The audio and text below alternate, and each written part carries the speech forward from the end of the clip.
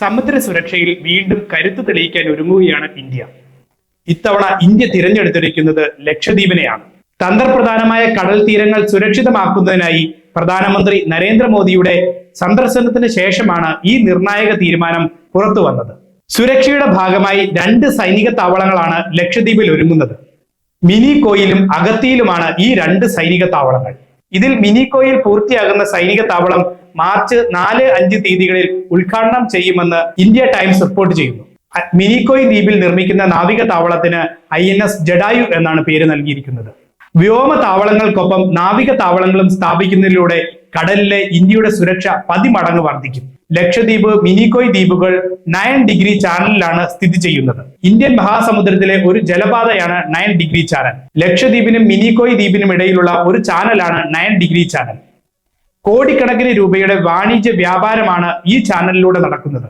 തെക്കു കിഴക്കൻ ഏഷ്യയിലേക്കും വടക്കൻ ഏഷ്യയിലേക്കും ശതകോടിക്കണക്കിന് ഡോളർ മൂല്യമുള്ള ചരക്കുകളുമായി കപ്പലുകൾ ഈ വഴി പോകുന്നു. ഇന്ത്യൻ മഹാസമുദ്രത്തിലെ 9 ഡിഗ്രി ചാനലിലാണ് മിനിക്കോയ് അഗത്തി ദ്വീപുകൾ സ്ഥിതി ചെയ്യുന്നത്. അതുകൊണ്ട് തന്നെയാണ് ഈ 2 ദ്വീപുകളെയും സൈനിക താവളങ്ങളായി മാറ്റുന്നത്. മാലി ദ്വീപിൽ നിന്നും 524 കിലോമീറ്റർ അകലെയാണ് മിനിക്കോയ് ദ്വീപുകൾ. ലക്ഷദ്വീപ്, മിനിക്കോയ് ദ്വീപുകൾ, ആൻഡമാൻ നിക്കോബാർ ദ്വീപുകൾ എന്നിവയുടെ ഭൂമിശാസ്ത്രപരമായ സ്ഥാനത്തിന്റെ അടിസ്ഥാനത്തിലാണ് നാവിക താവളങ്ങളുടെ നിർമ്മാണം. ചൈനയുടെ നാവിക ഇടപെടലുകൾ ഇന്ത്യൻ മഹാസമുദ്രത്തിൽ അതിവേഗം വികസിച്ചുകൊണ്ടിരിക്കുകയാണ്. ചൈനയുടെ സാന്നിധ്യം ഇന്ത്യക്ക് വലിയ സുരക്ഷാ ഭീഷണിയാണ് ഉയർത്തുന്നത്. ഈ വെല്ലുവിളിയെ ചെറുക്കുന്നതിനോടൊപ്പം തന്നെ സമുദ്ര വ്യാപാര പാതകൾ സുരക്ഷിതമാക്കുവാനും ഇനി ഇന്ത്യക്ക് എളുപ്പം സാധിക്കും. ഇതാണ് ലക്ഷദ്വീപിൽ തുറക്കുന്ന നേവൽ ബേസുകൾ കൊണ്ടുള്ള മറ്റൊരു പ്രത്യേകത.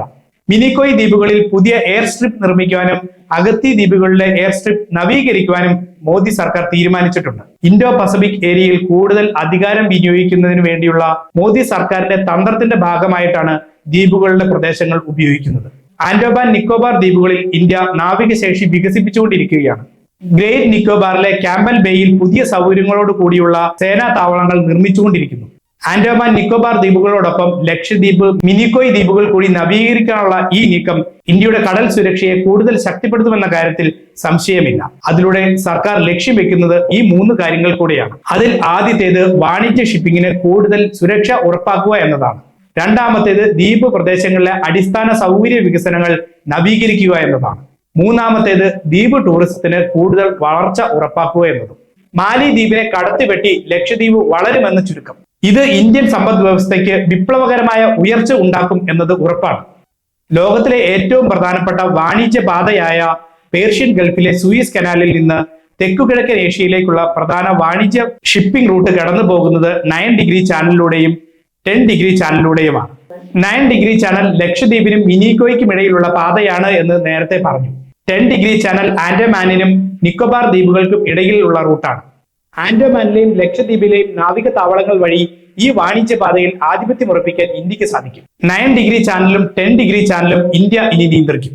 ഇന്തോനേഷ്യയിലെ സുന്ദ, ലോംബോക് കടലിടുക്ക് വഴിയുള്ള വ്യാപാര പാതയിൽ പോലും ഇന്ത്യക്ക് ആധിപത്യമുണ്ട്. മാർച്ച് 4-നോ 5-നോ ആവും മിനിക്കോയ് ദ്വീപിലെ നാവികസേനാ താവളങ്ങളുടെ ഉദ്ഘാടനം. INS ജഡായു പ്രതിരോധ മന്ത്രി രാജ്നാഥ് സിംഗ് ആവും ഉദ്ഘാടനം ചെയ്യുക.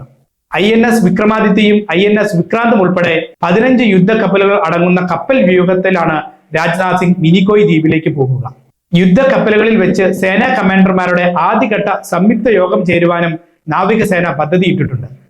INS വിക്രമാദിത്യ, INS വിക്രാന്ത് എന്നിവയുടെ കാരിയർ ടാസ്ക് ഫോഴ്സ് മിനിക്കോയ് ദ്വീപുകളിലേക്കുള്ള യാത്രയിൽ ഡിസ്ട്രോയറുകൾ, ഫ്രിഗേറ്റുകൾ, അന്തർവാഹിനികൾ എന്നിവയെ അനുഗമിക്കുന്നത് കാണേണ്ട കാഴ്ചയാണ്. ഇത്തരം ഒരു ഫോഴ്സ് പ്രൊജക്ഷൻ മുൻകാലങ്ങളിൽ കണ്ടിട്ടില്ല.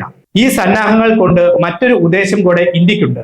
ഇന്ത്യൻ മഹാസമുദ്രത്തിൽ ഇന്ത്യക്ക് നേരെ എന്തെങ്കിലും നീക്കം നടത്താൻ ചൈന ഉൾപ്പെടെയുള്ള എതിരാളികൾ തുനിഞ്ഞാൽ അവർ അതിന് മുന്നേ ഒന്ന് ചിന്തിക്കുന്നത് നല്ലതായിരിക്കുമെന്ന മുന്നറിയിപ്പ് കൂടെയാണ് ഇന്ത്യ നൽകുന്നത്.